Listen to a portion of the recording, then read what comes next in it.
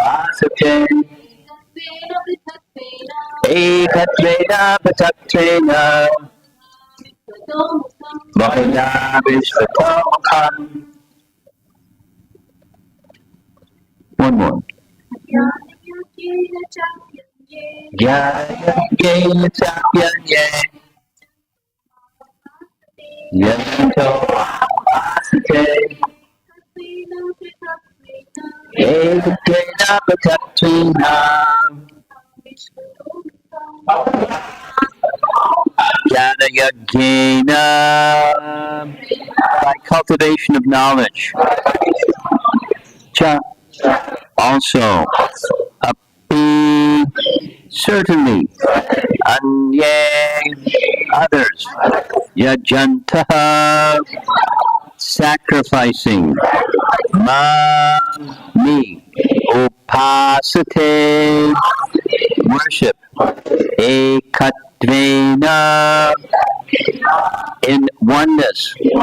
Vitaktvena, in duality. Bahudha, in diversity.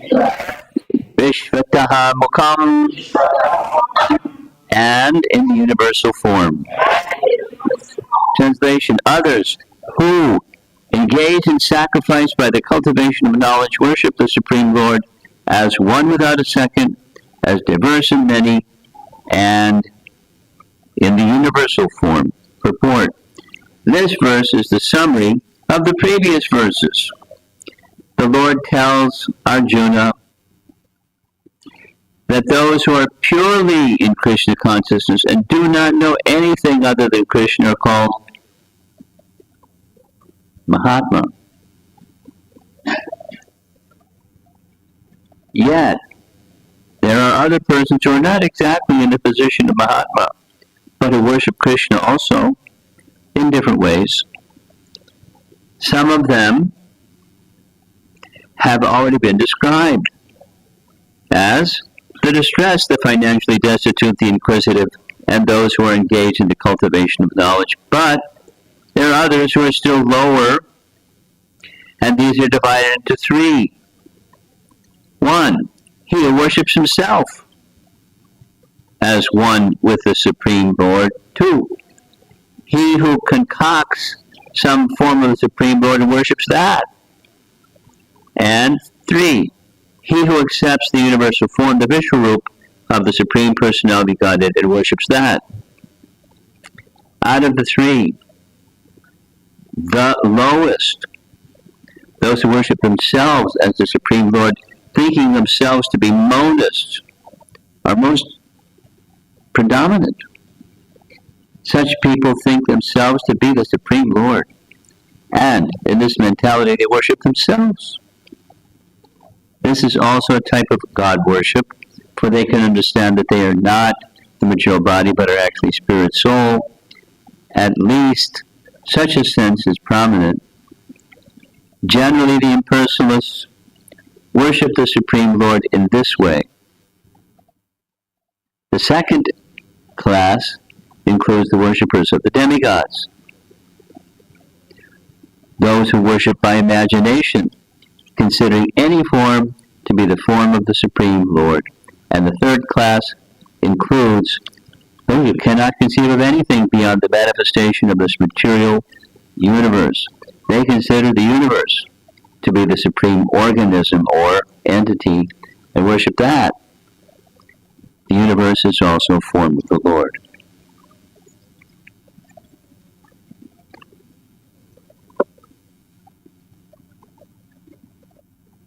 I have a question.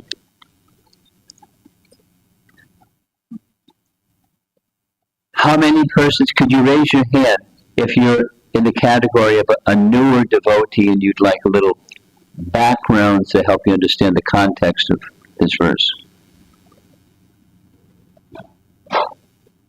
So you're all experienced devotees. So if I ask you questions, you'll be able to answer them, right?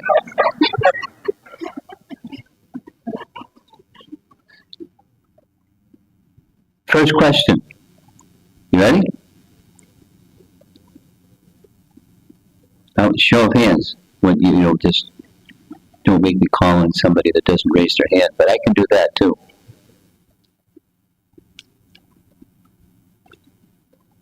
Prabhupada is stating right away in the purport that what's being discussed in this verse has already been discussed previously. Right? He said that. And then he makes reference to the position of Mahatma. Question. Where is that reference previously mentioned about a Mahatma? Raise your hand. You educated Prabhus, you civilized, you raise your hand and I'll call on you. Who's going to volunteer the verse and then explain it in the context of how it fits into here?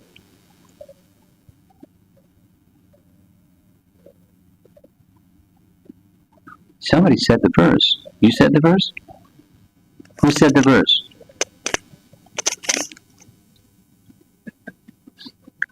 You're laughing. You must be the one that said it. Oh.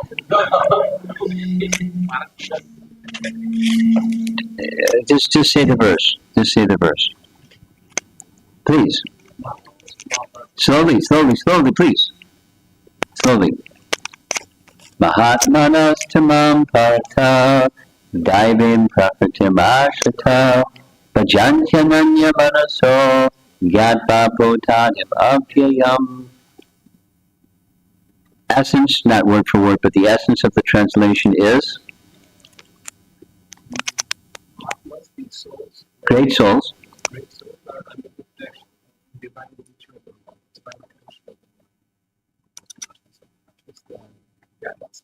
Okay. So how does that fit into this?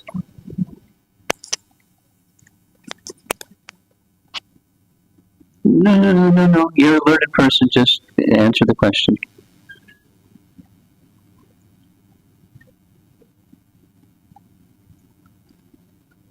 I'm not used to giving class like this. But on the way over here, I asked, how many new people, how many experienced people? Oh, mostly very experienced devotees.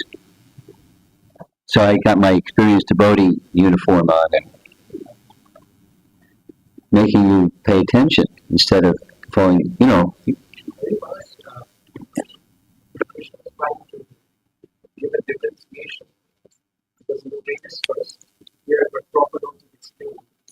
Yes. It does connect to the previous verse.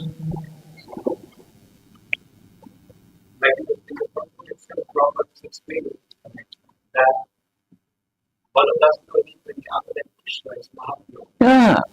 And then Prabhupada gives the benchmark. Bhajanti ananya manaso. Ananya manaso. Ananya manaso, what does that mean? The undivided mind. Their mind is so absorbed. They're not only in the spiritual energy, their mind is absorbed exclusively. Ananya.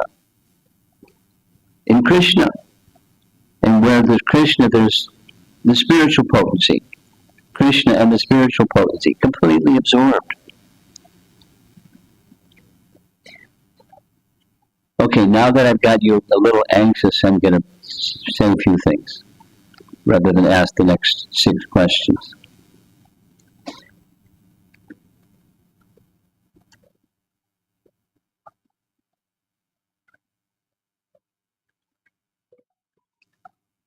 The purpose of the Vedas is to know Krishna. Vedaishcha Sayurvaya, Aham Eva Vejo, Vedatakrit Veda Vedevacham. The purpose of the Vedas is to know Krishna.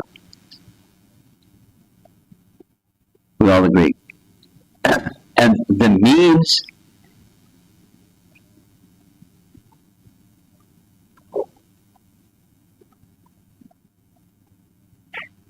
you got a traffic cop.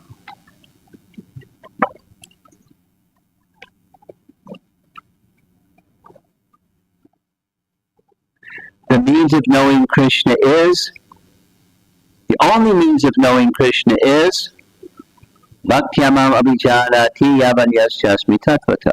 The only means of knowing Krishna is devotional service. So this Mahatmanas Tamam Partha Daivim Prakritam Ashrata Bhajanti bhajanti, devotional service, bhajanti mam. So that's indicating the essence of Bhagavad Gita, and chapter 9 is the beginning explanation of the essence of devotional service. Now, let's go back to the earlier parts of Bhagavad Gita, where chapter 6 ends, and so this is the process that Krishna promised he would to Arjuna. He would describe how this could be done, mind and body fully absorbed in him. So kirtan, chanting, yutantascha dritavrata, fully endeavoring with determination, offering obeisances, engaged. It's either this or that. If it's that, it's not this. If it's this, it's not that. How can it be? And then three or another. I'm going to spend a little bit of time, I hope you don't mind, it's just to embellish the differences of commentators, the having a difference of explanation of the same verse. What to speak of same verse, the same word in the same verse can be diametrically opposite, and they're both correct. Could you say that again? There's a classic verse, I don't know, I can't recall the Sanskrit, from chapter 1 of Bhagavad Gita, where Sanjaya is saying the armies were assembled, and how many soldiers were on this side and how many soldiers were on that side.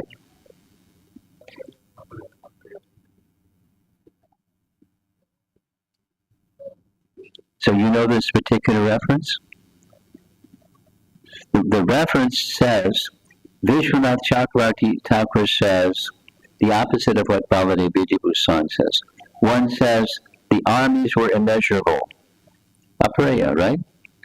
And the other was, they're not so many.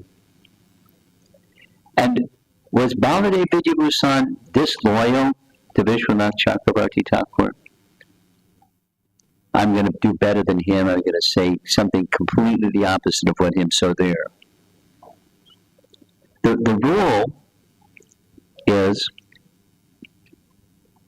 in conformity with Sanskrit grammar, commentary may say this, or commentary may say that, or commentary may say a third thing, which is the case between these three acharyas, and it's perfectly okay. It can be this and it can be that at the same time. Here's a Prabhupada statement. A sign of intelligence, I'm going to say it twice. A sign of intelligence is to be able to hold in the mind two opposite things at the same time. So there's the mind. We all have a mind. And the mind can hold this idea, or the mind can hold that idea that conflicts with this idea.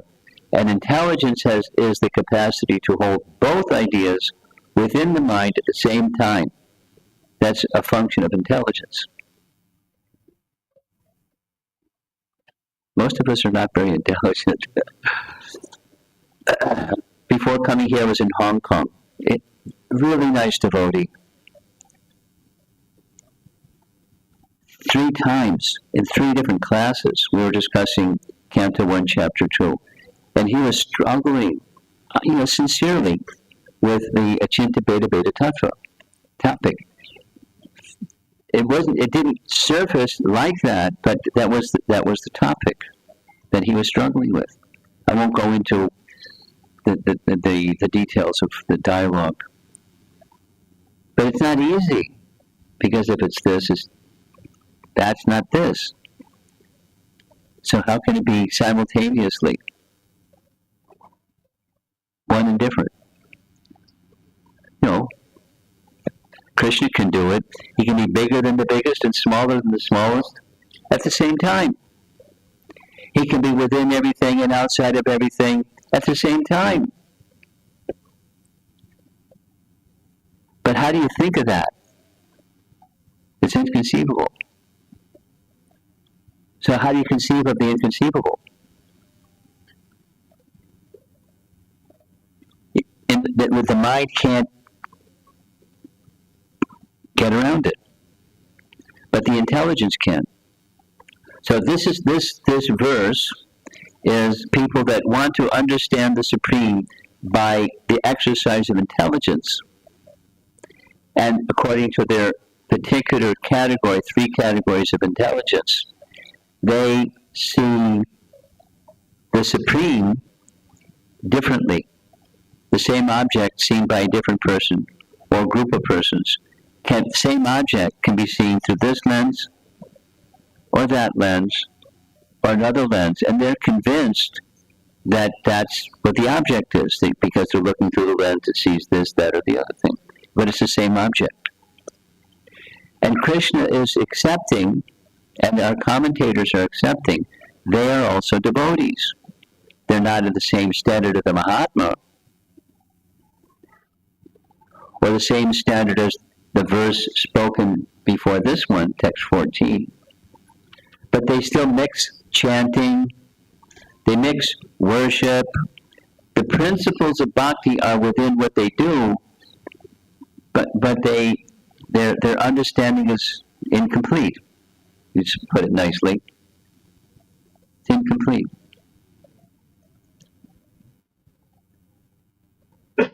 So these 3 categories. Interesting. Which is the best and which is the least, the way the Prabhupada describes it is converse from what Vishwanath Chakravarti Thakur says. So there. The best, according to Vishwanath Chakravarti, is the Ekat Veda people. And the lowest, according to Vishwanath Chakravarti Thakur, are the worshippers of the universal form. Prabhupada has it flipped around the other way. Sequence. Is it this or is it that? Well, in terms of rules of Sanskrit, it's fine either way. And Prabhupada had a particular audience. Nirvishesha Shunyavadi Paschatya Desatarine. Who composed that pranam mantra for Prabhupada? Prabhupada.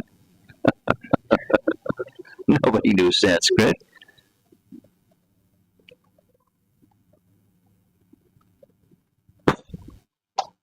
Like his Guru Maharaj.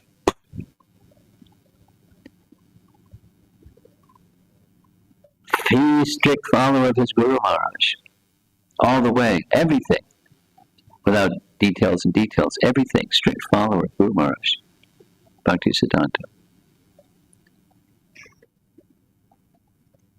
Prabhupada was a little softer, but strong. Bhakti Siddhanta was Nrsinga Guru. So, Ekat Vena he puts in the last, the lowest. So this Ekat Vena is a worship where one sees oneself as God. I haven't seen it, but I've met devotees that have seen it. The Ekat Vena fellow sits on stage and performs arti to himself. Incense, lamp, okay, chopper. Not his followers, but he worships himself. To teach the people this is what you're supposed to do. Because Tattvamasi. And with scriptural authority and rendering of the scripture according to their Ekat Vena view. So Ahangra Upasana. Upasana means upasana means? Worship, right? Upasana.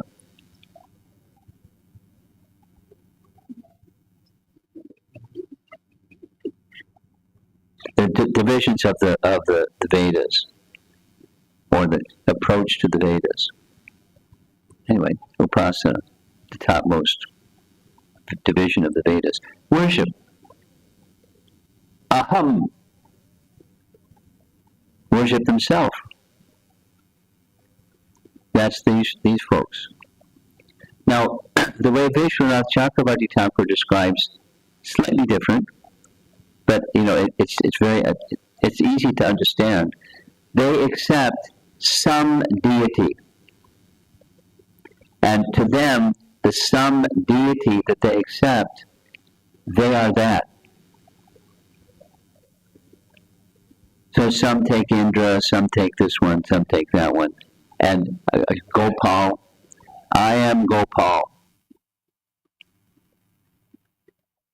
And they worship Gopal with the view that I am Gopal. I'm coming to the stage of realizing that I am Gopal, which is a little different than performing arti to yourself. But it's the Ekat Vena principle. It's one without a second. And I am that one without a second. So there's the procedure, the methodology may differ according to what's popular. Some teacher teaches this, and some teacher teaches that. But it's the principle, I am supreme. And, that was one of Prabhupada's main missions, as he writes in the purport. It's the most prominent.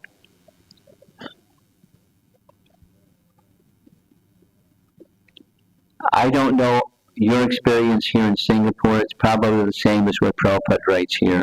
But for those people that are not Vaishnavas, it's very prominent. Now, the second and third are also way up there. The demigod worship, Prataktvena Bahuda. Prataktvena Bahuda. Many, many devas.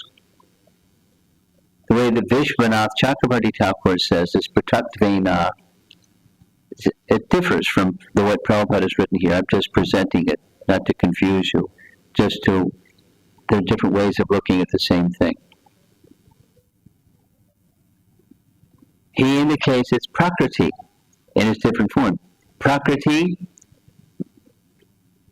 Mahatattva, Pradhan, and the persons that have some understanding of a manifestation within Pradhan, or even specifically a vibhuti, an opulence manifested in a particular person.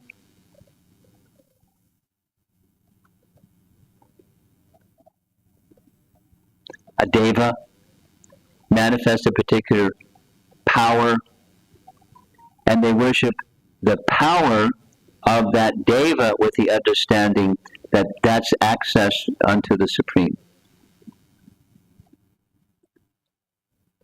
Now that's less common, but there are some people that's their Jnana Yagena. They have a teacher that's given that rendering of the teachings of the Vedas, and that they bought into it, and that's the demigod worship, is to worship the Supreme in this form, this particular manifestation of the Supreme. There's all kinds of variations all over the place, but that's the principle. We're going back to what this verse is in relation to the previous verse. It's Krishna's describing to Arjuna how to become fixed in devotional service. So this is not there yet. They're not the Mahatmas tamam partha daivim prakritam asha cha bhajanti ananya manaso. They're not there yet. But they're doing something else with some of the elements of bhakti, with the idea of connecting with the Supreme through service, through worship, upasana, but it's at a lower or an incomplete conception and therefore an incomplete practice and incomplete result. And then the third, which Prabhupada has put in the higher position, which Vishwanath Chakrabarti Thakur has put in the lesser position, he combines these two words, Bahuda Vishva, Vishvato Mukham, the universal form. And where he says, his explanation is, the universal form is made up of course, material nature, but there's presiding personalities, many, many, many. So the combination of the many, and therefore it's, in his view, lesser. Greater, Ekatvena, Prataktvena, Bahuda Vishvata Mukham. And Prabhupada has flipped it around. It's okay. The main, so in Srimad Bhagavatam,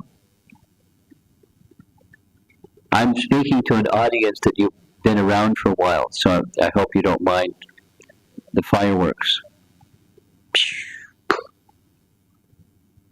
So, Canto 2, Srimad Bhagavatam, Shukadeva Goswami, the first 3 chapters of Canto 2 Srimad Bhagavatam, in one sense, it's an essence of the entire Srimad Bhagavatam. And there's many sections of the Bhagavatam one can say that about. But the first 3 verses, first 3 chapters, so the universal form is first, and then the Lord in the heart, and then pure devotional service in sequence. And seeing the universal form, Canto 2, Chapter 1, is seeing matter, and the benefit of seeing the Supreme within matter is matter does not have its separate existence, which is in keeping, very much in keeping, with what Vishwanath Chakrabarti Thakur writes, that Krishna is the source. Krishna, the Mahatma understands, Krishna is the source of everything.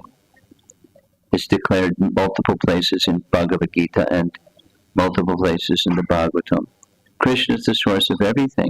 And that means matter and spirit. Aham sarvasya prabhavo matak sarvam pravartate iti madhva bhajante ma bodha bhava samannita. So the way Vishwanath Chakrabarti Thakur expresses, there are learned persons that know matter and spirit both come from the same source, and therefore they're connected intimately with the source. By knowledge, they're not seeing as much as separate to be enjoyed, but in relation to the Supreme, in relation to the source who is the enjoyer. And so they may worship an aspect, or they may worship Pradhan, Prakriti, and Mahatattva, or an aspect, a vibhuti of them. So in Canto 2, Chapter 1, we're given a different description of the universal form than in Bhagavad Gita, but it's another picture of the universal form, isn't it? It's another way of looking at the same thing.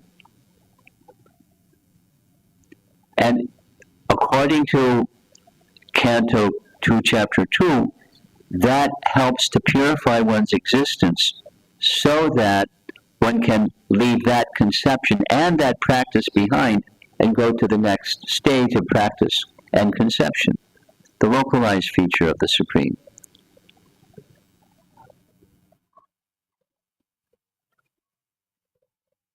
Hey, the traffic cop wants everybody to move forward. Let me just tell them, so you don't have to stand there and make everybody anxious. Please come forward a little bit, because the nice devotee here wants everybody to come forward. We just want the traffic cop to be happy.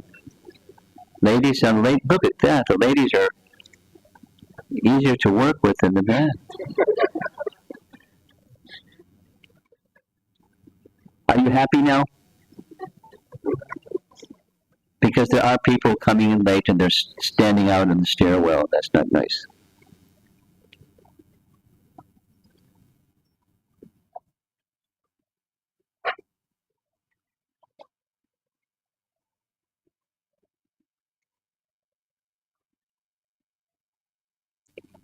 This is the Singapore temple room that I recall. It was when I got here. There was so few people here.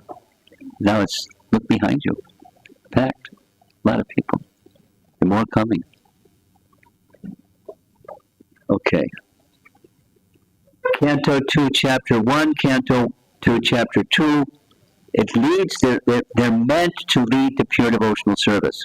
Similarly, this verse 15 of Chapter 9 is a place, a stepping stone towards text 14. It's part of the how-to. Mind and body engage in devotional service to Krishna.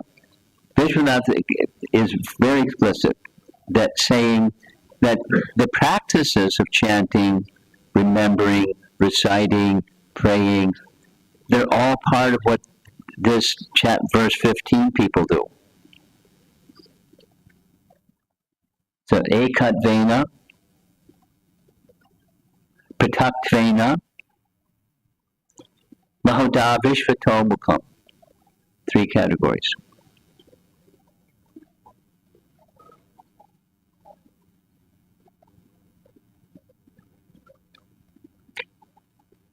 Now, I've just a little sharing that's connected to this verse. An interesting connection. Yesterday was Akshaya Tritiya. And one of the many features of Akshaya Tritiya is on that day, yesterday, it's one of the circumstances where Krishna rescued Draupadi. Another was the disrobing, and then another was when Durvasa Muni and his 60,000 followers came explicitly and purposefully at a time of the day when Duryodhana knew that Durvasa Muni would arrive after Draupadi had eaten and she wouldn't be able to feed him. And Durvasa Muni would be offended. And when Durvasa Muni gets offended, look out. I mean, he was a nasty man, Duryodhana. But it was planned that way, because he knew about the pot. And she would have eaten, so the pot can't produce. Durvasa Muni came, and she had already eaten, so the pot wouldn't produce. On Akshaya Tritiya day. So where did that pot come from?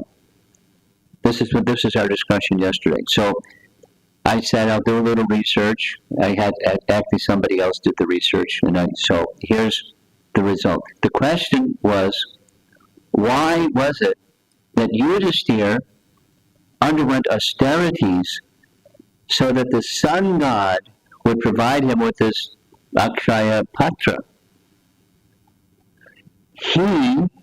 Yudhisthira, is such a great devotee of Krishna. Why didn't you just ask Krishna? Look, we're in the forest, and Draupadi's going to be in anxiety, and I'm going to be in anxiety when supposing we have guests. We want to be able to take care of our guests. Hospitality is really important. Krishna, please help. So why didn't he do that? Instead, he went to Surya, austerities for Surya. That was the question. It's a good question, right? There's multiple answers.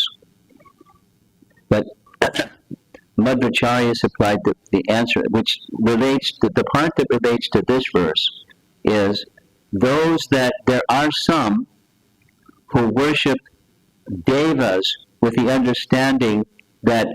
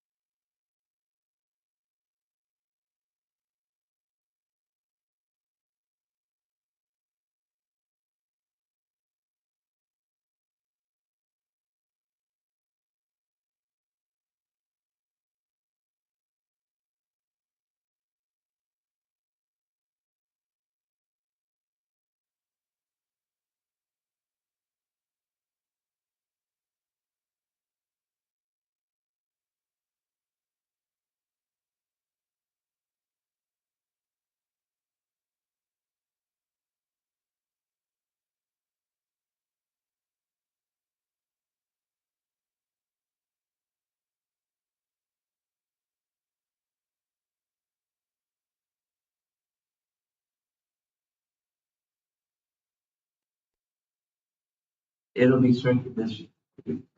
There are other things that Madhvacharya writes that are very interesting that I'll spare you. But there is a document to circulate that tells the other part.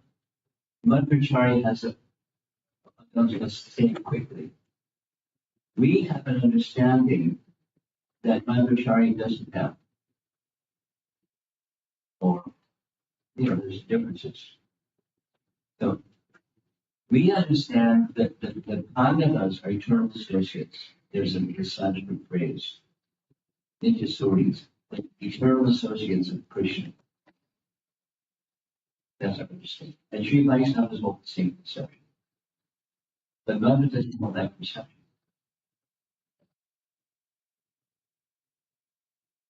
So according to Madhva's conception, Bhima was the son of right. According to Madhvacharya, the topmost of all jivas is Vayu. And therefore the son of Vayu, Bhima, is the topmost amongst others. For example, he has like multiple examples. Bhima never asked, but Arjuna asked, Mukul Sahadeva asked, Yudhisthira asked, but Bhima would never ask because he did not know. So he's asking because he's in a lesser position than Bhima. But this is Madhvacharya is not don't get myself as portrayed by China.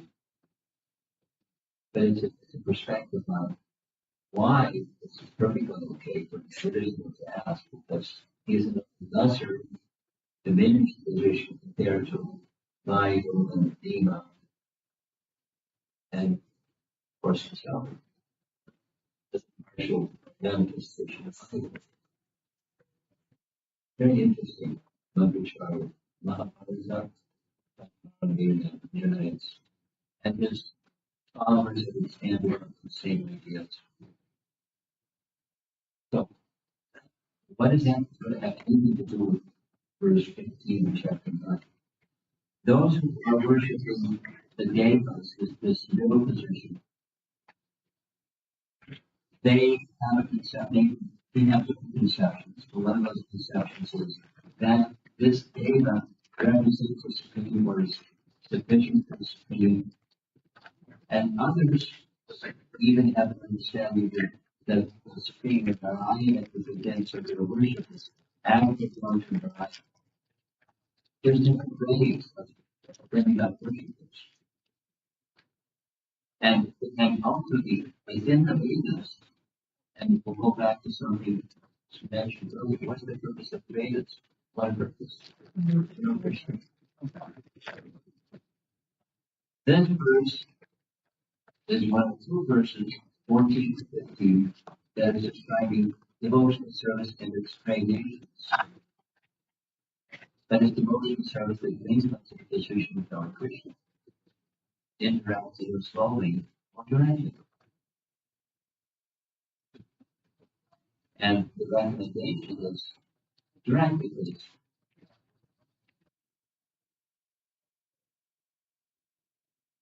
Just from understanding from the association of one of the hosts and representative Krishna specific succession and living the life and following the example of such acharyas. That's what recommended for us. It's the direct method of the and if someone, if this is complex, you've heard this before. Supposing somebody sells something to a friend, do you touch your nose?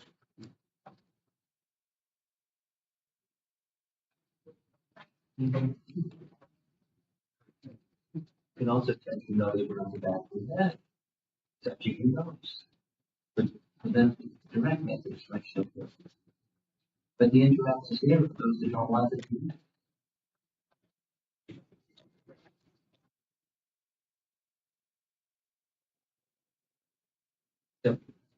The purpose of creation is to know Krishna. To give living entities the opportunity to do service to Krishna, so they can know Krishna and experience the fullness of their happiness. But some people are not ready for that. They want the rebellious, they want independent enjoyment. And so the angels are there to give them what they want.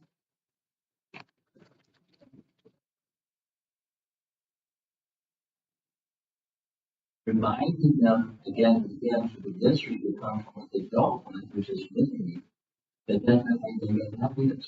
There's one way to get that. Take shelter from Krishna. The direct and indirect. Okay, so we're going to stop. See if there's some discussion. I was told the schedule was for me to speak at 6:45, and I said I have distracted to speak at 6:30. So you all now have a half an hour. And if you don't have any questions, we'll have your time. But Archie is there. I have questions. Okay, let's see. Hare Krishna. Thank you. That's a feedback. He's going to speak. So, no, sorry.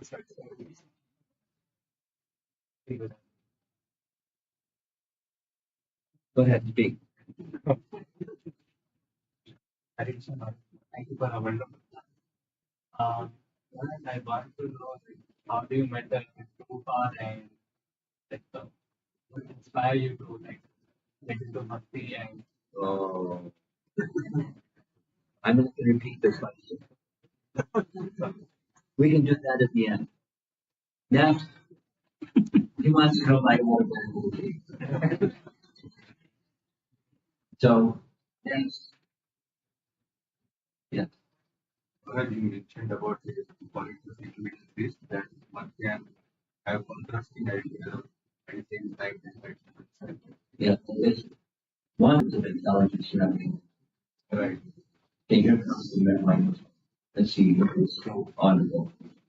So, how do we understand that a person who is really into also he has focused view, and The other side about the of other side? Because typically, when we are too much attached to material gratification or increase the yeah, then you are thinking which is also nothing but material gratification also Krishna. So we are right. Krishna that's not what intelligence is. Holding material sense gratification and love for Krishna and the intelligence at the same time. That's not what the definition that I gave for the prophet and he is the prophet. It's, the mind holding, there's something out there, and there's a conception that that's something out there. That's authoritative, scripturally authoritative, and over here is another scripturally authoritative one. And the oneness and difference, for example. All things that exist have a relationship, oneness and difference with the source. That's a classic example.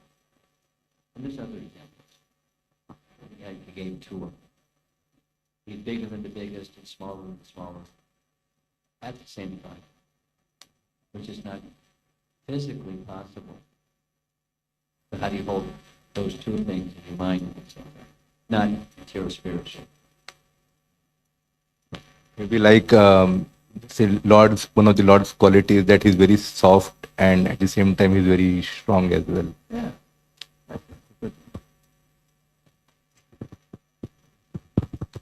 We discussed that in relation to Lord Nrsimhadev this morning.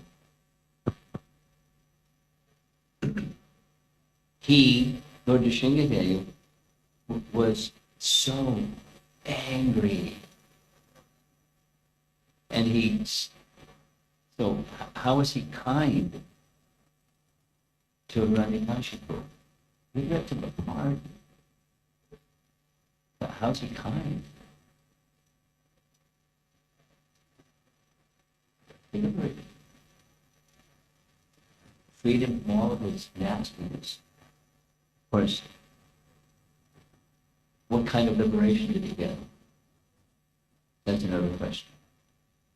But the reactions for all of his Hiranyakashipu-ness and his deeds were taken away from him.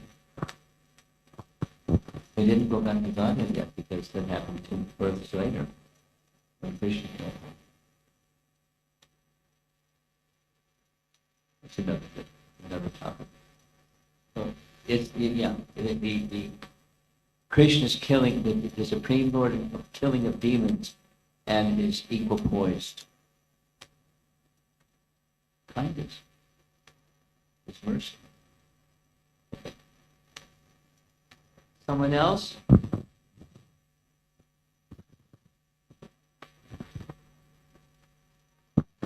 Hare Krishna Maharaj, so we understand why Yudhishthira Maharaj prayed to Surya Dev for that pot.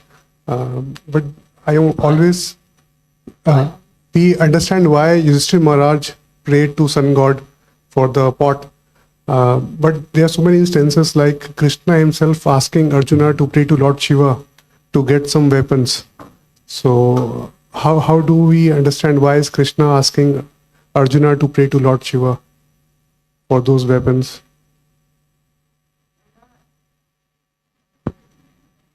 I mean, Krishna himself can give everything.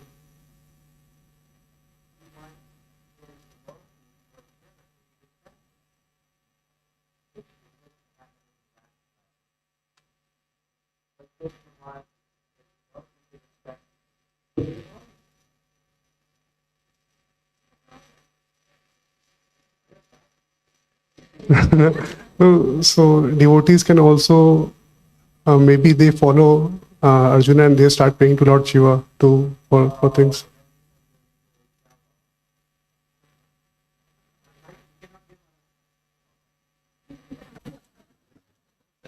Eye contact is important, so I wanted to see you while you were speaking. That's why I stood up. You know, foolish people will do foolish things.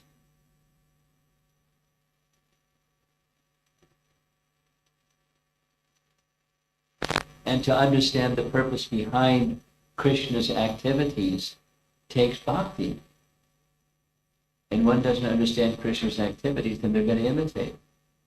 Without bhakti, they're not going to understand the purpose behind it.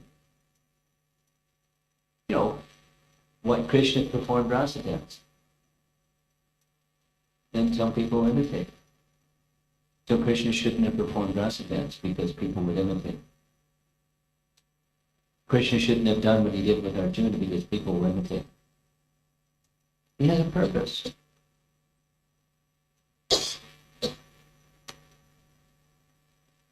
And if one wants to understand the purpose, then one needs bhakti, one needs a bhakti guide, one needs proper guru.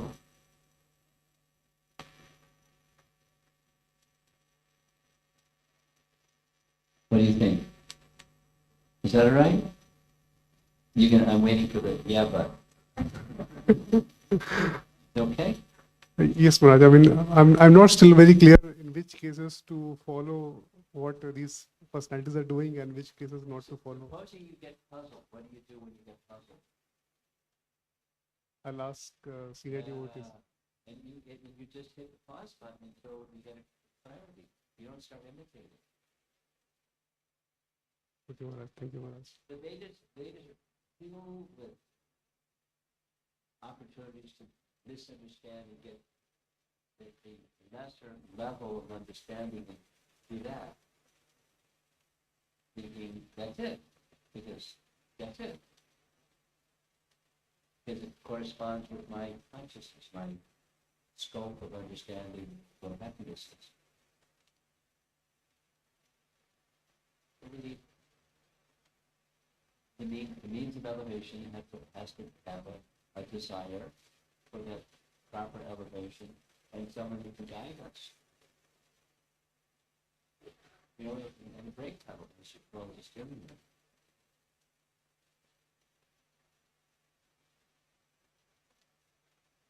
Others?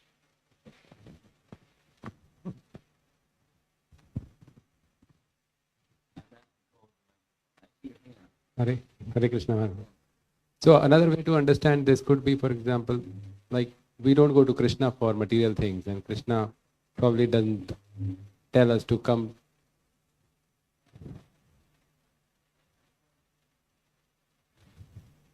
So this another way to understand would be that we don't have to go to Krishna for material things, and that's probably why Krishna asked Arjuna to go to Shiva to ask for those material benedictions. Similarly, the Akshay Patra, for example, is that how we should understand it? Thank you. I said the one that Krishna wants you and me and Arjuna and all of us to show proper respect, but not to disrespect. So it's a disrespect.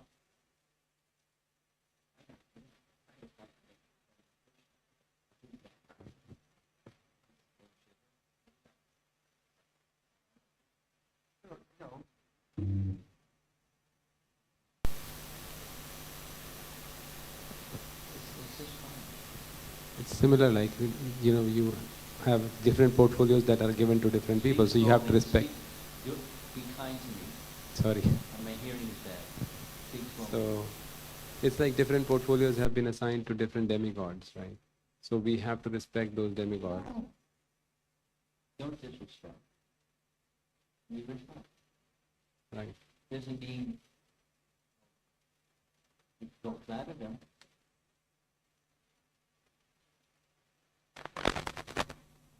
We ask Krishna for his bhakti. Thank you. question. The Prabhus have been asking Mataji's. Anyone?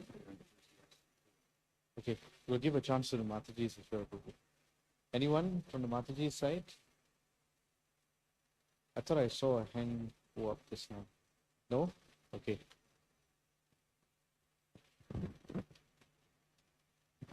Hare Krishna Maharaj, thank you for the wonderful class.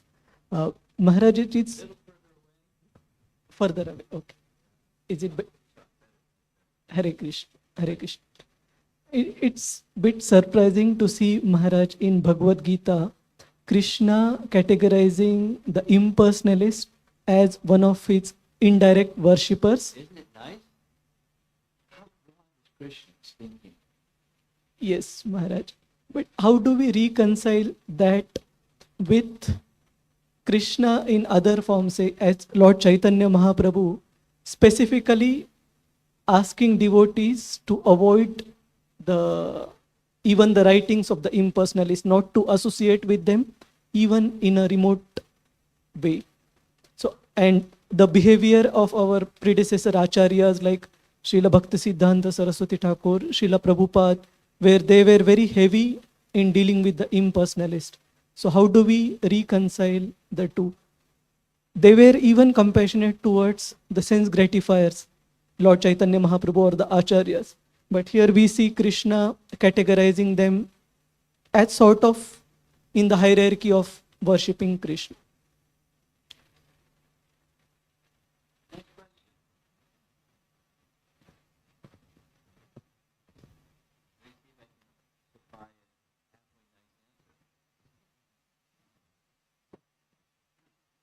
Obviously, to me, it's obvious there are degrees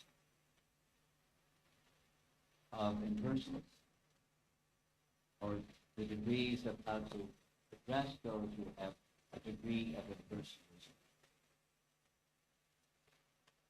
I mean, like Chaitanya Mahaprabhu, he didn't want to associate with the ashram of the Saraswati. But his devotees wanted him to, because it was painful for them to hear criticism of Chaitanya Mahaprabhu. So it was a deal that they felt, because they felt impressed with him, he accepted. But it wasn't like their poison. He went into their company. He didn't take an antidote to neutralize the poison. He displayed the Brahmanic cultures. That helped.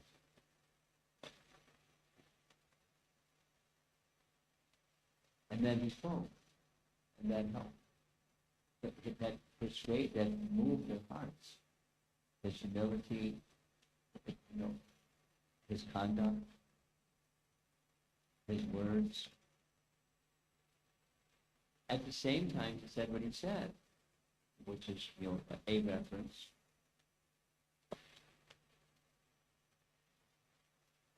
And there's others. So there's different circumstances, there are different things to be done and things to be not done. There are degrees of these people. But it seems that with this aham upasana, and Krishna is accepting them.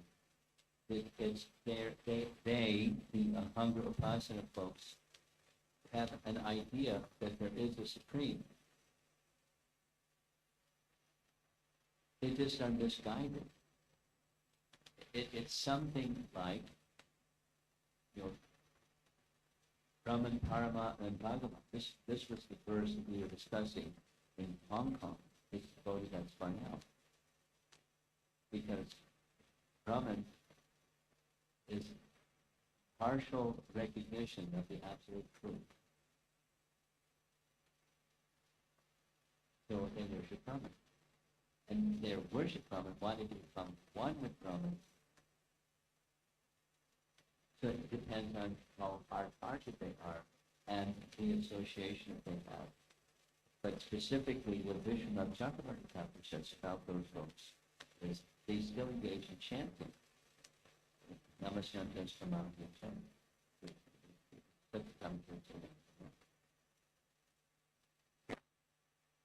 And they become purified by that chanting and that search for the absolute, but they're misguided.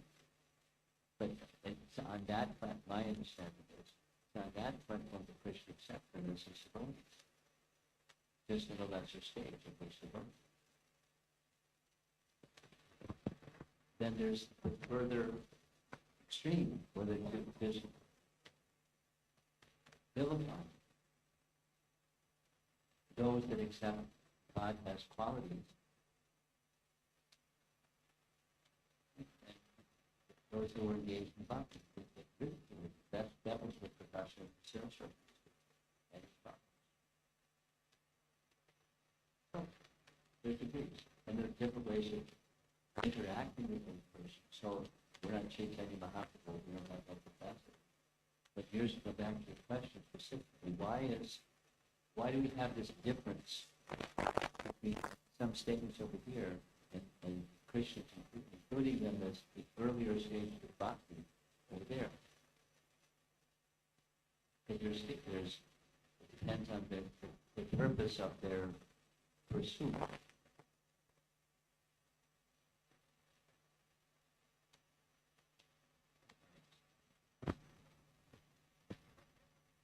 He's accepting that coverdness of their bhakti.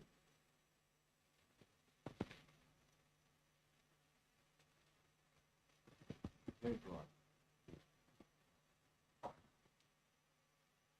But it fits in the category of Vedanta Tattva Vedas Tattvam Yad Jnanam Advayam Brahmeti Paramateti Bhagavaniti Shakti.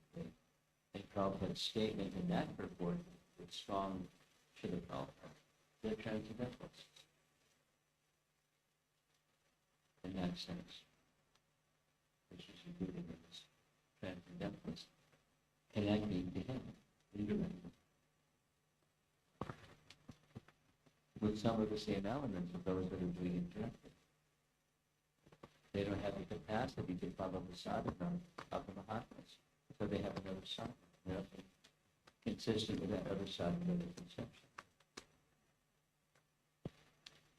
Okay, so it depends on their hard-heartedness or their offensiveness towards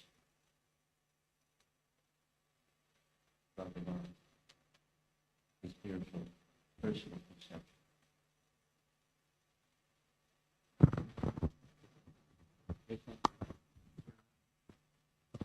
Hare Krishna Maharaj.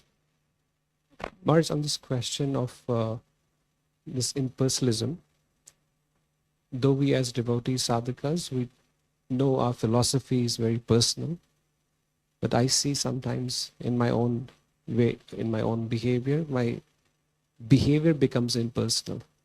Though we are following a philosophy of the highest caliber, we know it's personal, but sometimes during our interactions, my behavior at least becomes pretty impersonal.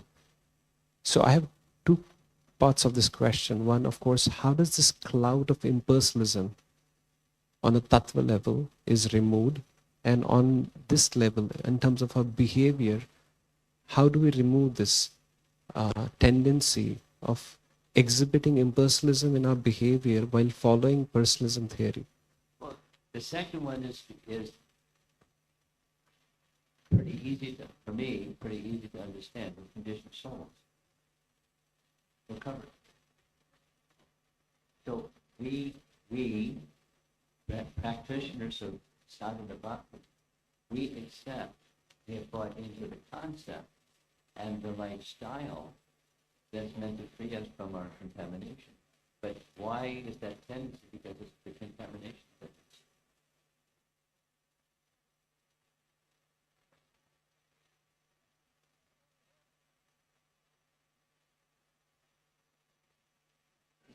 There's acceptance of supreme. And I'm in this unclean, impure, covered, conditioned state. So my conception of what is supreme, although philosophically I'm nodding my head yes to the personal conception, that's not my heart. I'm in the material world because I have aversion. There's a master, and I'm the servant. I have aversion to that. I'm allergic to that. I'm in this world, the world is created for, and will provide the resources to fulfill the wish to be the separate enjoyer. Now I've got this mixed thing going on, separate enjoyer thing, and there's a supreme that I should be this person.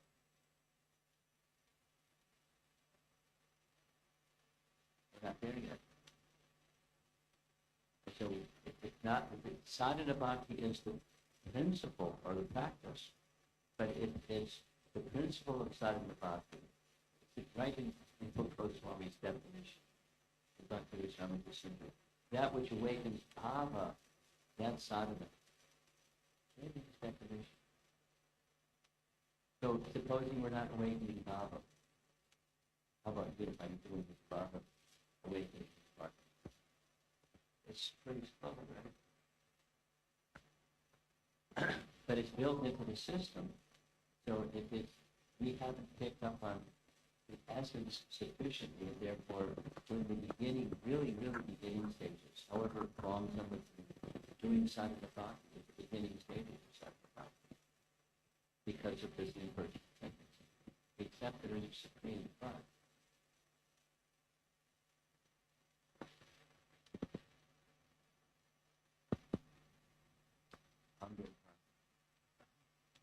I'm still at the center. Krishna's not yet in my heart at the center. And sadhana brings that about. But sadhana is specific. That which you wait in front. Bhava. That's sadhana bhava. Welcome to the beginning stages of bhakti.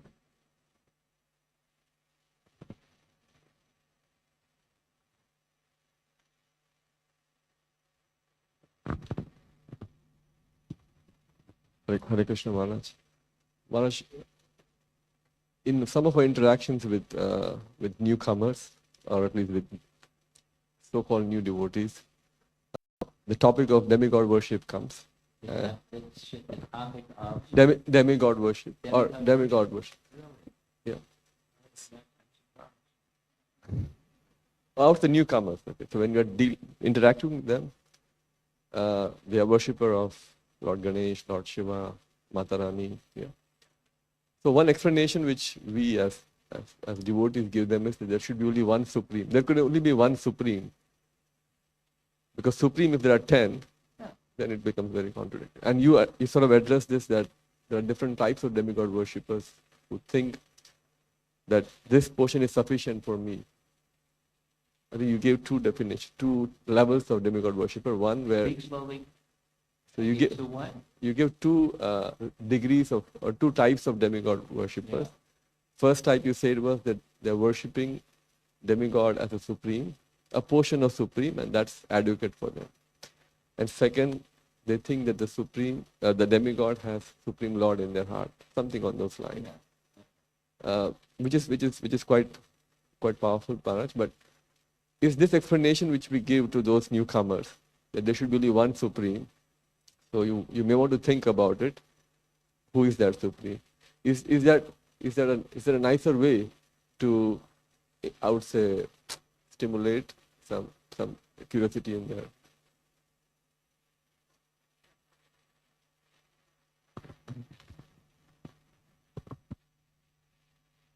Bhaktisiddhanta and Bhaktivinoda Thakur had very different styles.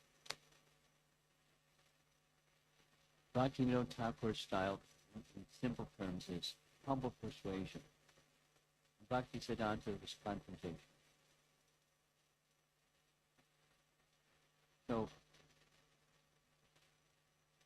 one has to be very pure and very strong to do the confrontation program and be successful.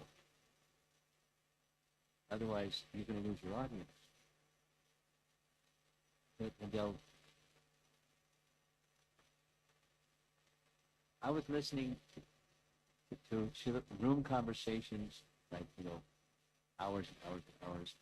One professor in America was saying to Prabhupada that there are people he was a professor, people in my educated circle think that your words are very harsh.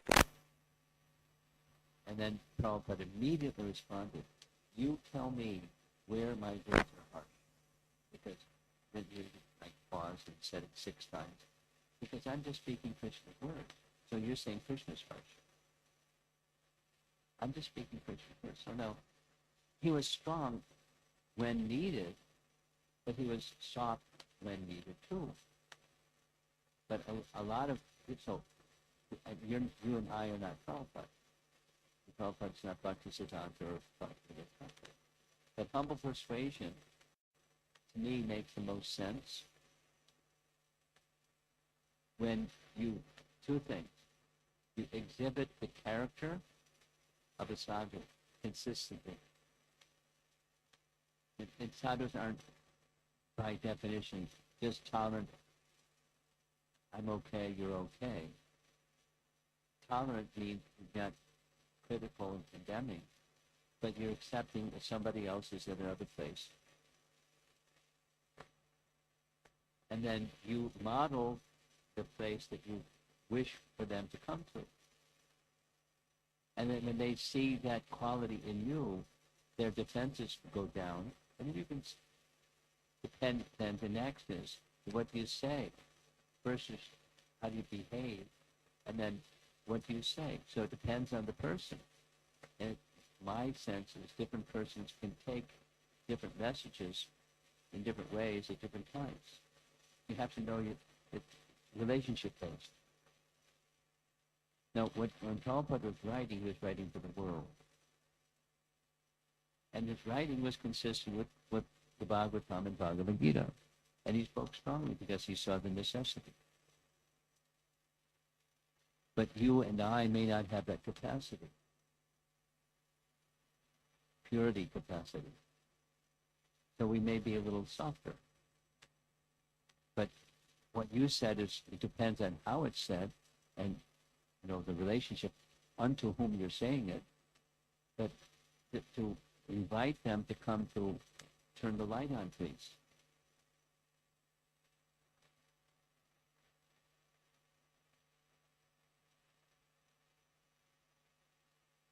The purpose of the Vedas is to know Krishna. It doesn't say the purpose of the Vedas is to know Lord Shiva. Or, so what, Aham Sarvasya Prabhu, what's the source of everything? Where does Lord Shiva get his ability from? Where does anybody get their ability from? So, attention should go there. Anyway, it depends on the person.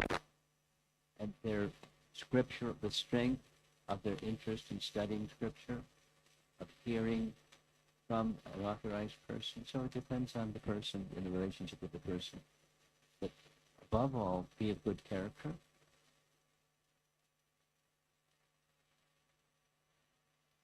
How's it going?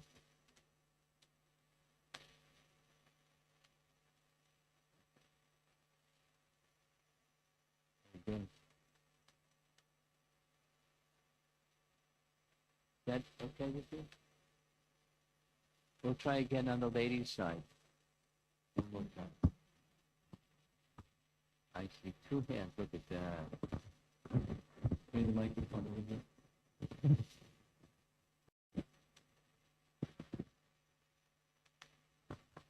We have 5 minutes. Hare Krishna Maharaj. I just wanted to tell about, there were a lot of questions regarding the demigod worship, like Yudhishthir Maharaj has worshipped Surya Deva to get the Akshay Patra.